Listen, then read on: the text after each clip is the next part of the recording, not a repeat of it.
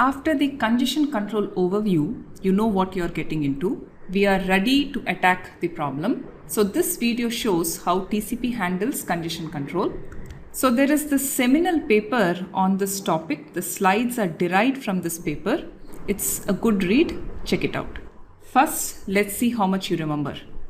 So here is a quick recap of what has transpired so far. TCP is based on the sliding window protocol, so we need to estimate the window size, and if we underestimate this window size, it results in underutilization of the available bandwidth. On the contrary, if you overestimate this is going to push the network into congestion. And to make matters worse, this W is bound to vary with time as new connections pop up, old connections close. So congestion control is all about preventing these sources from sending too much data too fast and thereby congesting the network. The basic idea is as follows, which is the same as the sliding window protocol idea, is where we view the network as a pipe. In this case, we are going to estimate the bandwidth delay product, which is the capacity of the pipe dynamically. For this, we will use this variable congestion window. And then as acknowledgements come, we use the self-clocking property to pump more data into the network. I also mentioned the 3 steps to take. One is getting to equilibrium. This is filling up the pipe. The other is conservation at equilibrium. That is ensuring that you don't put a new packet until the old packet is removed.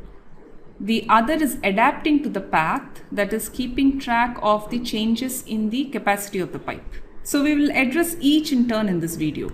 So the first problem is getting to equilibrium, that is filling up the pipe. So for this, what value of the congestion window should we choose initially? The bandwidth delay product that your flow is entitled could vary from 1 packet, 10 packets, 100 packets or 200 packets. You don't really know when you're starting out. So if you're wondering, didn't the self-clocking tell us about the bottleneck bandwidth based on which we can decide this initial window size? Well, that's a chicken and egg problem, because unless you put data into the network, you will not get ACKs, and thereby you will not get information about the bottleneck bandwidth. And without this bottleneck information, how do you decide to put packets into the network? So if you are like many others, your instinct is to do a binary search. So for example, if the bandwidth delay product can range from 1 to 200, you will start with some intermediate value 100. You take feedback from the network and adjust this value to the right value. And there is an underlying greediness here in that you don't want to start with a very low value, because in this case, you know you're going to underutilize the network. So you want to start with a relatively high value. Remember, not just you, everyone is going to do this. That is, start with a relatively high value. What is going to be the problem in this case? Suppose your bandwidth delay product is only 10 and now everyone is going to start with a value of 100. What are you going to do? You're going to push the network into congestion at the very beginning. As I have mentioned earlier, it is very easy to cause traffic jams. It is very easy to drive a network into congestion, but getting out of it is going to take a lot of time. This is definitely not a good practice. Now let me ask this question. What if the networking god were to appear and were to give you the right value of BDP, which let's say in this case is equal to 10? Would you then dump these 10 packets in one go into the network? Do you think it's a good practice? Again, this is also not a good idea. Look at this figure. So these are routers, and these routers are connected by a low bandwidth 1 Mbps link, but the traffic that is feeding into this router is at 10 Mbps. Now look at this flow. This flow is going to dump 10 packets into the network at 10 Mbps. So it is true that this flow is entitled to a bandwidth delay product of 10 packets, but this 10 packets are supposed to be stored along the entire path, because this is dictated by the round trip time as well. And not just you, there are other flows who are also going to dump these 10 packets at a high rate of 10 Mbps. And now if you look at this router, this is only going to drain packets at 1 Mbps. So its incoming rate is going to exceed its outgoing rate, in which case the buffer here is going to overflow, and this will lead to packet loss at the very beginning itself. So this again is not a good idea. So what is the right idea? Start conservatively and slowly fill up the pipe. Don't just dump packets at a very high rate into the network. So originally when TCP was implemented, in fact, they didn't realize this problem. They figured out what the bandwidth delay product is and configured the nodes appropriately. But then the network collapsed, and when they debugged, they figured out this is one of the contributing factors. And they came up with this very neat little idea called slow start. So as the name indicates, they start very conservatively with a very small window size of just 1. Let me emphasize a specific point here. One way to look at this variable congestion window is that it captures the number of outstanding data in the network at any given time. That is, these are the packets that the sender has put in the network, and it has no idea about their status. In other words, whether they have been received or not. It could very well happen that these packets have been received by the receiver, but as far as the sender is concerned, they are still there as part of the pipe. Because the pipe's capacity is being dictated by the round trip time, not the one-way delay.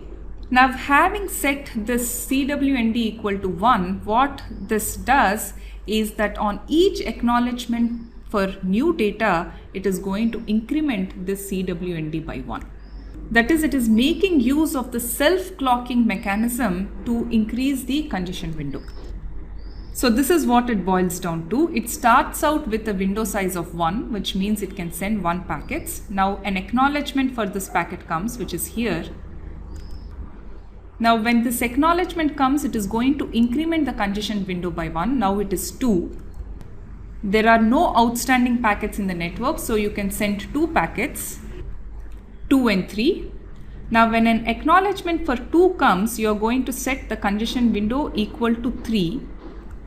That is, you incremented by 1 the previous congestion window. Now how many packets can you send now? You can only send 2 because this 3 is still outstanding in the network. The sender doesn't know its status yet, so this is already there, and you can send 2 more. So you send 4 and 5. And now when an ACK for this come, you set congestion window equal to 4, and you can still send only 2 because you don't know the status of 4 and 5. They are still there as part of the network, and you can only have 4 outstanding packets, of which 2 are already there. Thereby you can send only 6 and 7. So this process is going to repeat, and you're increasing the congestion window. In fact, if you notice, the congestion window increase is really not very slow. In fact, this is exponential. So tell me, how many round trip times is it going to take to reach a window size of W? So if you notice this figure, in each round trip time, you are doubling the congestion window. So in one round trip time, you made it equal to 2. Here you have made it equal to 4, here you have made it equal to 8, so on and so forth. So it takes log 2 W round trip times to get to W. As you can see, this is an exponential increase. It starts out conservatively, but the growth is exponential. Now again, tell me, if you are following this slow start, what is the worst case rate at which you are sending data? Earlier, we were dumping data at 10 Mbps when, let's say, the bottleneck bandwidth is 1 Mbps. If you did this, at what maximum rate are you sending data? So this figure should give you the hint. Well, you're sending the data at most twice the bottleneck link on a path, because these ACKs are being separated by the bottleneck link capacity. In other words, the transmission time as dictated by the bottleneck link capacity. And you're sending 2 packets for every 1 transmission. Suppose your capacity were 20 packets, By doing this, you are filling up the pipe at twice the bottleneck length, and as you keep on going, you are bound to overestimate the capacity. That is, if your capacity were 20, you're going to go 8, 16 and 32. So you have overestimated the capacity. How to correct this estimate? We will get to it when we talk about adapting to the path. Once you have filled the pipe, maybe you have overestimated, but even overestimation leads to keeping the pipe full. But once you have filled the pipe, you need to ensure that you don't put a packet unless a packet has been removed. So this is what is called conservation. And this is even more important when you have overestimated, that is, you push the network into congestion. So if you're doing self-clocking, when do you think you will put a packet before you remove the packet from the network? Naturally, when you're doing slow start, when you remove one packet, you are putting two packets in its place. So definitely you're putting a packet before the previous packet was removed. Apart from this, do you think there are other occasions where you can potentially put a packet before a packet is removed? So the hint is sliding window and perceived loss. So this can potentially happen in case of timeouts. So when a timeout happens, you are basically concluding that the packet is lost. In other words, it is dropped by some router, thereby it is not there in the pipe anymore, thereby let me put an additional packet. But then these timeouts are a function of the round trip time. And if you do a miscalculation of the round trip time, you can time out even when the packet is still in the network. Suppose you set your timeout value equal to 200 milliseconds, which let's say is twice the round trip time, which is 100 milliseconds. So you're expecting an acknowledgement for this packet after 100 milliseconds and you are ready to wait even 200 milliseconds. But if you don't receive this acknowledgement, you are concluding that the packet is dropped and thereby you are going to resend the packet. But when a network is congested, the round trip times are going to increase significantly because there is a lot of queuing. So the packet is still in the network, maybe it is stuck at some router, in which case, in this case, the round trip times may be 400 milliseconds. But your timeout value is wrong. So the packet is still in the network and now you have put an additional packet, which is the retransmission of the packet into the network. So this is what we call out of the frying pan into the fire. As is, the network is struggling to get packets out and now you're dumping retransmissions and making its life worse. So it's very important to ensure that the delayed packets not be interpreted as lost packets. So for this, the RTT calculation is very important. So this was the algorithm that was used originally in the TCP implementation, but this led to network collapse. Later they revised it, but let's understand this original algorithm first. So when you send a segment with a sequence number and you get an ACK acknowledging this particular sequence number, you can calculate the round trip time. This is called the sample round trip time. Then you calculate an estimated round trip time. This is nothing but a weighted average where you give a weight of A to the estimate and a weight of 1 minus A to the current sample. So naturally, if you use a small value of A, you're going to react to the temporary fluctuations. That is, you're giving more weight to the current samples. On the other hand, if you use a large value of A, you're not very quick to adapt to changes. The original algorithm chose a value of A between this and this because it didn't want the temporary changes to affect the estimates. And the timeout value was chosen as twice the estimated round trip time. So this factor accounts for the variability in the round trip time. So this works fine when the variability is small, but when you have network congested, the variability is going to be rather large, and it was turning out that you were retransmitting packets which were only delayed. So Jacobson and Kerels proposed a new algorithm that calculates round trip time, and this algorithm takes into account the variance of the round trip times. Basically, if the variance is small, you can trust the estimated round trip time. On the other hand, if the variance is large, the timeout should not depend heavily on this estimated round trip time. So that's the logic. So thereby you are now going to use this difference variable to determine the difference between the sample round trip time and the estimated round trip time. Like before, the estimated round trip time is nothing but a weighted average. This is just a different way of writing the same equation as earlier. But now you are maintaining a weighted average of the difference also. This is being captured by this equation where this is the estimate of the difference. In their implementation, they chose a value of d equal to this, where the timeout is dictated by this equation where you are considering both the estimated round trip time as well as this weighted average of the difference. And the u and q are chosen as under. Now suppose your deviation is very small, then this factor tends to 0, in which case your timeout is dictated by your estimated round trip time. Notice that in this case, when the load is less, your timeout is estimated round trip time plus a small constant. It's not twice the estimated round trip time as was being done earlier.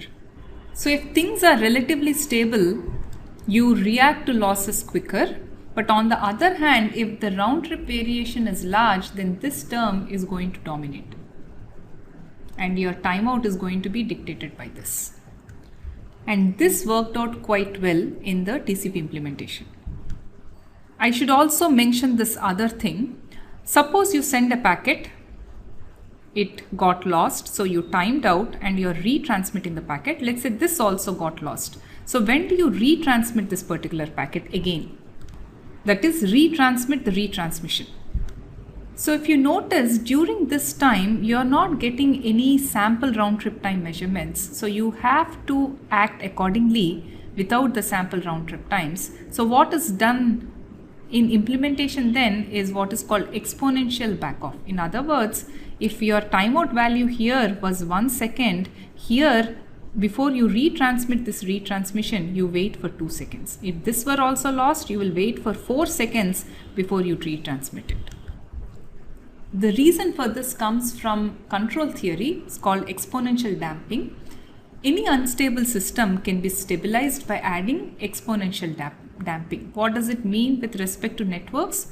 So currently the network is congested, so it is in a state of congestive collapse.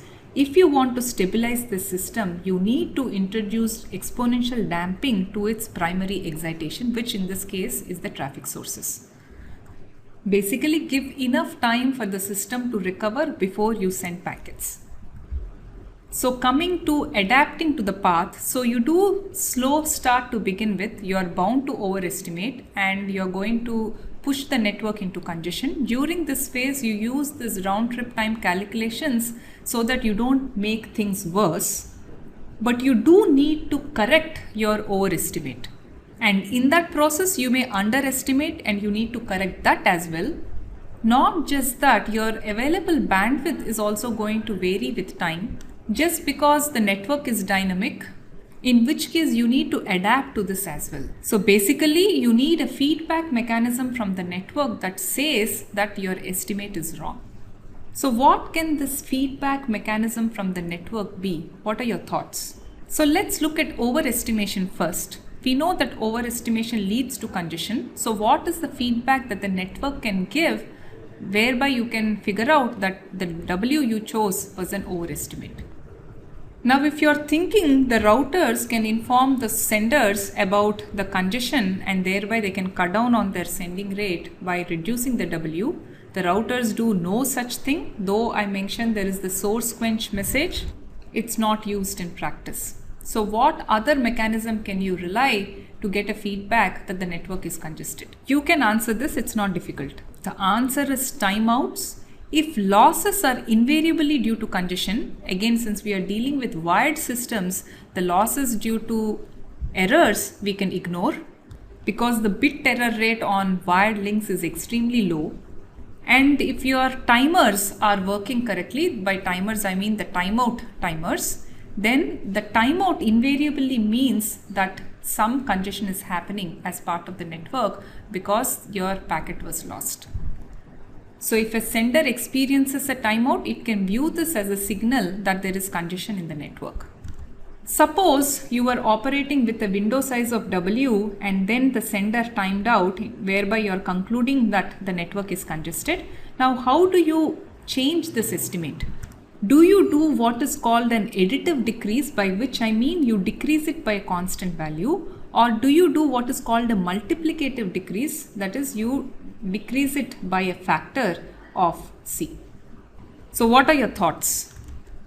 Greediness doesn't work here. You do need to do exponential damping like I have mentioned before. So if you push a network into congestion, you need to give it enough time for it to recover. So you do need to reduce your sending rate significantly. So this is what you do. If this was your past estimate, you cut that window by a factor of D, where here D is selected to be equal to 0.5. In other words, if your window size was 10 and you detected congestion, you set it equal to 5, which is 10 over. Maybe the correct window size is 7. So when you do this, you are underestimating, that is going to lead to lower utilization. Let's say you chose 5, that is W is equal to 5, and then the congestion went away, and you can potentially use a W of 15. Unless you correct your estimate, you are not going to reach to this 15 value. So you need to increase this estimate. Now the question is, do you do an additive increase? In other words, do you increase this estimate by a constant value, or do you do a multiplicative increase? That is, you multiply it with a constant value. You can't be greedy still. If you do a multiplicative increase, again you're going to push the network into congestion, and overestimation is inevitable in here. So what is done is an additive increase, where you increase this value by a constant value. So often what is done is you increase your window by one segment every round trip time. So you're being careful, you're slowly probing the network to see if you can get some more bandwidth.